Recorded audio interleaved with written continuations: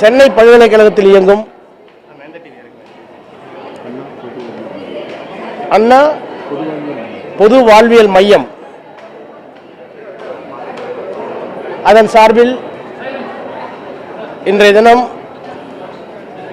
சுயமரியாதை இயக்கம் தோன்றி 100 ஆண்டுகள் நிறைவு பெற்றதை ஒட்டி அதற்கான ஒரு சிறப்பு நேர்வினை விழாவினை கருத்தரங்கத்தின் வாயிலாக இந்தியா முழுக்க இருக்கின்ற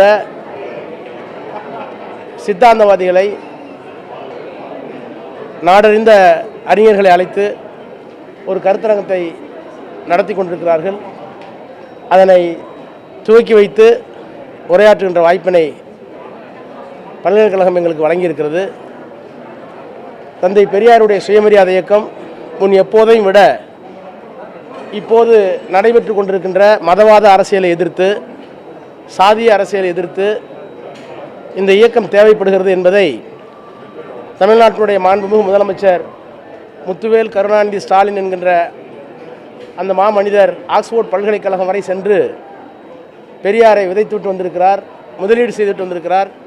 எனவே இன்றைக்கு பெரியார் உலகமயமாய் கொண்டிருக்கிறார் என்பதை உணர்த்துவதற்காகவும் அந்த தத்துவம்தான் தமிழ்நாட்டையும் இந்தியாவையும் இந்தியாவினுடைய அரசியல் சட்டத்தையும் காப்பாற்றும் என்கிற அந்த வெளிப்பாட்டை மாணவர்கள் மத்தியிலும் கல்வியாளர்கள் மத்தியிலும் விதைக்கின்ற விதமாக இந்த கருத்தரங்கம் அமைந்திருக்கிறது. அதில் கலந்து கொள்வதில் நாங்கள் மற்றற்ற மகிழ்ச்சி அடைகிறோம்.